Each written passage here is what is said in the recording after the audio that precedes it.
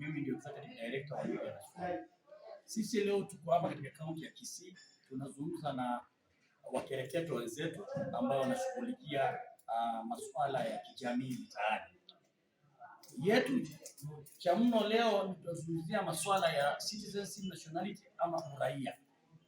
Tunasema ni jambo la kusikitisha sana kuona mtu kama Shafi Mohamed Abdalla akienda kuchukua kitambulisho ama passport lazima apitishwe kwa vetting. Ni kitu ambayo inasababisha wengi wa hayo majina niliyoyataja wanaenda na ile kitu inaitwa stateless. Wale watu wamekosa uraia.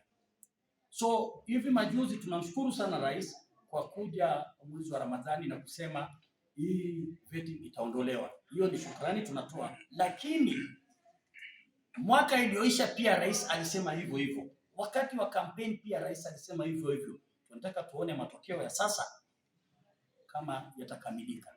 Yani the implementation of what the president has said right now. Cha pili, binadamu yoyote Kenya bila hiyo kitu inayoitwa kitambulisho ambayo sisi kama jamii tunadhalilishwa, wewe si binadamu kamili. Wewe ni kama binadamu aliyekufa bali anatembea. Masuala ya inayokuja saa hizi affordable housing. Ni nani ataregister kwa ile housing kama hana kitambulisho?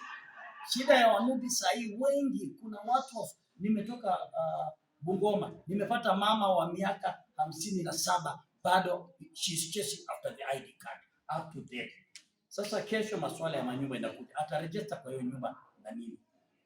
Na cha pili, sisi kama jamii waliotengwa pia tunalilia masuala ya mambo yetu ya ardhi. Eldama Ravine iko na shida, hapa Kisii iko na shida, Kibra saa iko na shida. Mombasa pia tuko na jamii yetu ya Wanubi. So shida kubwa ya Kibra ni ile ardhi tuliyopewa na Rais Uhuru Kenyatta. Leo hii Rais Ruto anachukua na anataka kuweka affordable housing. So swali tunayouliza, Wanubi wale ni matajiri pekee ni 5%. Ili 95% watatoa wapi pesa ya kulipa deposit ya hizi manyumba? Watatoa wapi pesa ya kukamilisha hizi manyumba? Saa hizi tukizungumza na nyinyi Kibos Nubian community last 2 years wamevunjiwa makao yao yote na serikali. Sisi Nubian Rights Forum tumeenda kotini and we are thanking that court, imepatia jamii ya Kibos ushindi na ikasema tuende tupeleke ile kesi ya compensation ambayo Nubian Rights Forum tumekamua tukapeleka, ambayo inakuja kwa second or I think third mention in the 4th of May. Kwa hivyo hiyo yote ukiona kwa jumla ni challenges. Watu wa Kibos walisaidiwa na court, wakajengewa temporary housing na jamii ya Most Nairobi, na tena wakasaidiwa na civil society na haki jamii. Wakapata size nadhani 60 houses zimejengwa out of the whole community ambayo half of them nzima hawana manyumba. So hizo ndio maswali ambayo tunasema instead of affordable housing tunaomba serikali wache Wanubi wafanye vitu yao, watoke na ile kitu inaitwa win-win situation. Kuchukua nyumba ya Mnubi kuweka affordable housing ni kuweka Mnubi akufe maskini. Mnubi mwisho atakuwa ile inaitwa street families.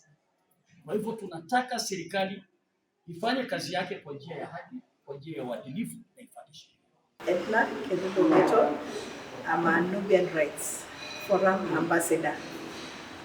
Nubian Rights Forum, it's an NGO that deals with citizenship and SGBV here in Kisii. People are not aware. Number one, they're not aware that this is a crucial document. It's most importantly, it's your right to have it. Most people, the government has not raised much awareness on the process of acquiring a birth certificate. So that is where NRF we come in. Tunatembea kwa vijiji, we do create awareness. We help people in filling the forms that they may need, especially on ID. With birth certificate, we help you in the process of acquiring it. Like we walk with you the journey. We tell you like you need to have a birth notification first. Mtu anaza, like you get people when they go give birth, but they don't know that they are right, then they needed to be given a birth notification to help them facilitate getting a birth certificate. So that is the kind of information that we are doing.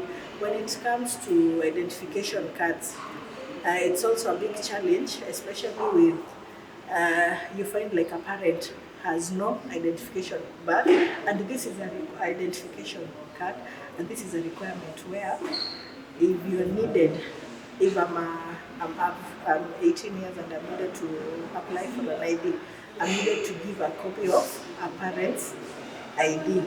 Now, after you find like it's at standstill. So we are trying to help by creating awareness so that people may know that